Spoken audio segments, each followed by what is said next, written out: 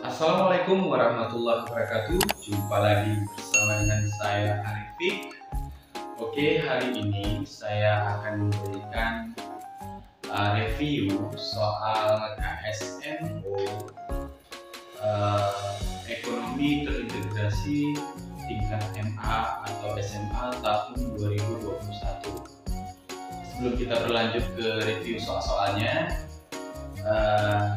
bagi kalian adik-adik atau bapak ibu dewan guru yang baru saja menemukan YouTube channel saya ini, jangan lupa untuk subscribe, like, share, dan juga bagikan kepada teman-teman, dan juga jangan lupa untuk menekan tombol loncengnya, karena menekan tombol lonceng itu gratis dan mengeklik tombol subscribe juga gratis. Oke, baiklah. Di pertemuan yang lalu saya sudah memberikan soal KSM Geografi Terintegrasi tingkat SMA atau MA tahun 2021. Nah, sekarang hari ini saya berdasarkan permintaan dari teman-teman untuk mereview soal ekonomi terintegrasi tingkat MA atau SMA tahun 2021. Nah, ini saya akan memberikannya. Oke, yang pertama yaitu langsung saja kita mereviewnya. Soal yang pertama yaitu pengertian kebutuhan tersier, kebutuhan primer, kebutuhan rohani, dan kebutuhan individu. Ya, itu yang diaplikasikan dalam kehidupan ekonomi masyarakat. Jadi nomor satu itu. Selanjutnya nomor 2 adalah pengaplikasian hadis Rasulullah tentang harus menjilat sisa makanan yang tertinggal di jari-jari kita setelah selesai makanan. Jadi tidak menurut hadis Rasulullah itu tidak mencuci tangannya sebelum beliau menjilat dulu sisa-sisa makanan, karena berdasarkan hadis Rasulullah, keberkahan itu kita belum tahu ada di bagian mana. Jadi mungkin di dalam 5 jari ini ada keberkahan makanan yang Allah janjikan kepada kita. Jadi soal nomor 2 itu pengaplikasian hadis Rasulullah tentang harus menjilat sisa makanan yang tertinggal di jari. Tentunya sebelum kita makan mencuci tangan terlebih dahulu ya. Karena nanti masih ada kotorannya, kita makan langsung kita jilat, jadi nggak bisa. Jadi cuci tangan terlebih dahulu. Ya, selanjutnya soal nomor 3, yang di soal nomor 3 ini di soal ekonomi terintegrasi tahun 2021, yaitu rujukan hadis lagi tentang hadis Rasulullah tentang sekiranya manusia memiliki 1 bukit emas, maka ia menginginkan untuk memiliki 2 bukit emas. Itulah sifat manusia ya. Kalau sudah dapat 1, minta 2 dan lebih lagi. Jadi itu hadis Rasulullah tentang sekiranya manusia memiliki 1 bukit emas, maka ia menginginkan untuk memiliki 2 bukit emas lagi. Pernyataan yang sesuai dengan hadis di atas dalam kehidupan manusia. Nah, itu yang ditanyakan ya. Selanjutnya nomor 4 yang ditanyakan adalah menentukan sistem ekonomi berdasarkan firman Allah. Surat Al-Baqarah ayat 198 dan surat An-Nisa ayat 29.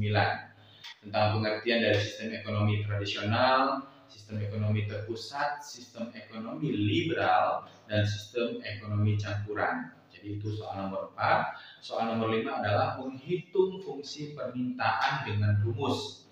Yang rumusnya P sama dengan A kurang BQ atau Q sama dengan A kurang BP. Nah, seperti itu. Atau P sama dengan A tambah BQ atau Q sama dengan A tambah BP. Jadi itu menghitung fungsi permintaan ya. Selanjutnya nomor 6 yaitu konsep elastisitas. Jadi apa sih elastisitas itu? Apa sih inelastis, apa sih elastis uniter, dan apa sih inelastis sempurna. Jadi tolong cari pengertian dari konsep elastisitas. Itu Itu nomor 6. Selanjutnya nomor 7 yang ditanyakan adalah pengertian dari tingkat kepuasan ekonomi. Nah, pengertian dari tingkat kepuasan ekonomi itu yang ditanya. Ada pengertian apa sih pengertian dari ordinal utility, cardinal utility, dan marginal utility, dan yang terakhir average utility. Jadi tolong cari pengertian dari kepuasan ekonomi tadi yang sudah saya sebutkan. Selanjutnya soal nomor 8 yang ditanyakan adalah menghitung biaya marginal dari biaya tetap dan biaya variabel. Jadi saya ulangi sekali lagi, nomor 8, menghitung biaya marginal dari biaya tetap dan biaya variabel. Jadi itu soalnya nomor 8. Selanjutnya ke soal nomor 9, yaitu menghitung kurva keseimbangan optimal. Di sini ada sebuah kurva. Jadi adik-adik atau teman-teman disuruh memperhatikan kurva tersebut, di mana adik-adik disuruh memperhatikan kondisi keseimbangan optimal pada kurva tersebut. Jadi itu nomor 9. Nomor 10 yaitu menentukan tingkat perputaran uang suatu negara. Jadi adik-adik boleh mempelajarinya. Bagaimana sih cara menentukan tingkat perputaran uang suatu negara? Selanjutnya nomor 11 itu pengertian dari muzara'ah, mudarabah, musyarakah, dan murabahah. Cari pengertian dari kata-kata tersebut.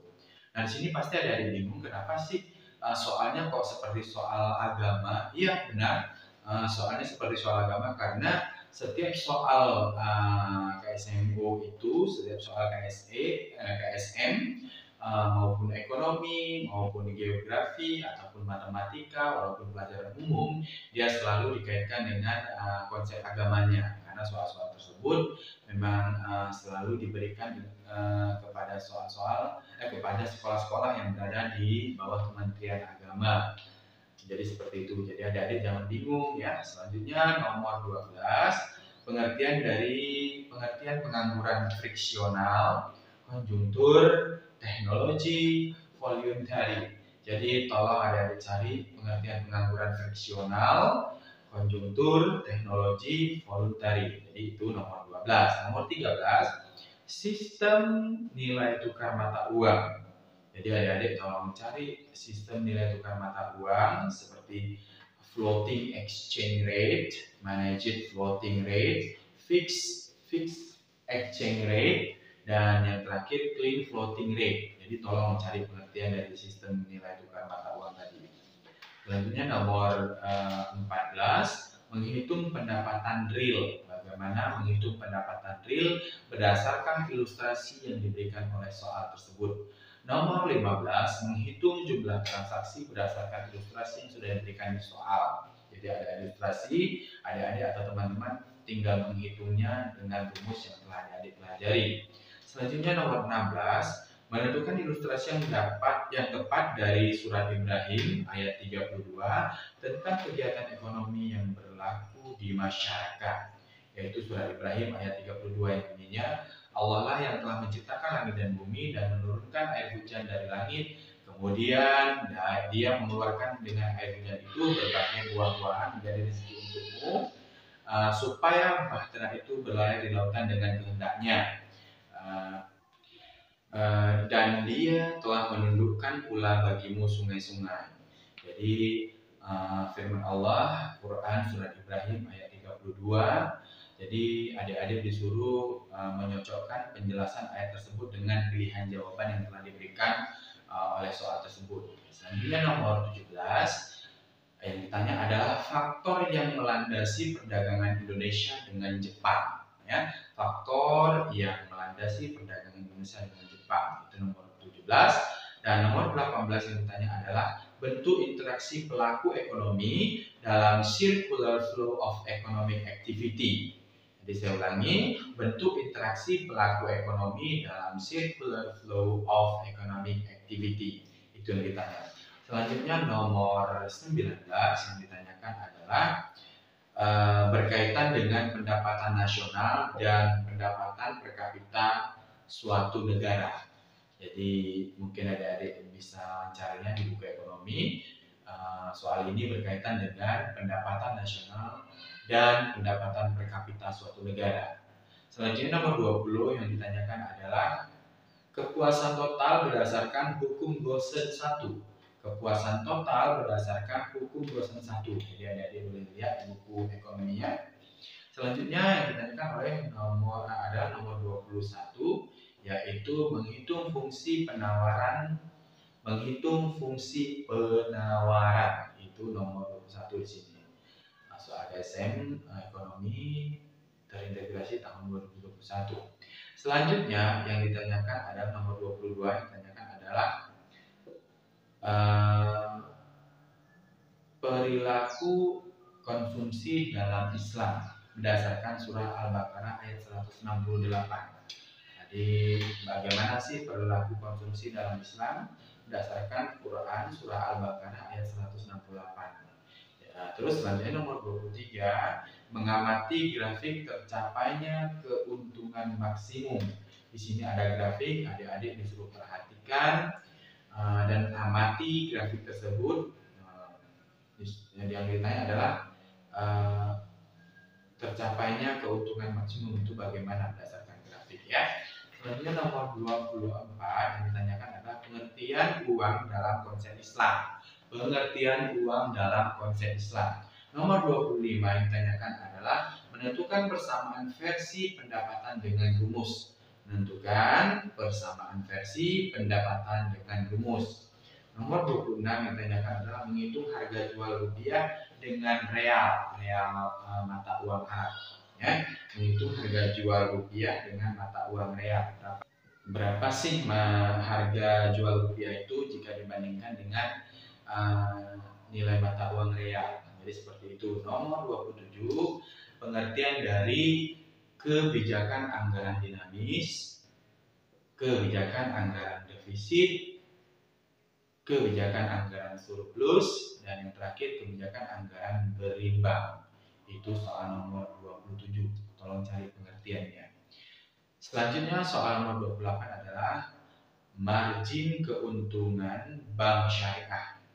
Menunjukkan margin keuntungan bank syariah. Itu yang ditanya nomor 28. Selanjutnya nomor 29, transaksi yang bersifat tidak tunai dijelaskan dalam Al-Quran surat apa? Jadi nomor 29 ini transaksi yang bersifat tidak tunai ini dijelaskan di dalam Al-Quran, yaitu di surat apa? Seperti itu ya. Dan yang terakhir nomor 30, jadi soal ekonomi terintegrasi ini untuk tingkat SMA dan SMA itu sebanyak 30 soal, nggak banyak. Jadi yang terakhir soal nomor 30 yaitu menentukan modal pemilik pada akhir periode. Menentukan modal pemilik pada akhir periode berdasarkan ilustrasi yang diberikan pada soal tadi. Itu dia. Jadi pada teman-teman, sekali lagi saya ingatkan, tolong dukung channel saya ini dengan mengeklik tombol subscribe, like, bagikan, dan juga tekan tombol loncengnya agar nanti bisa kita update soal-soal KSM, untuk soal yang berikutnya.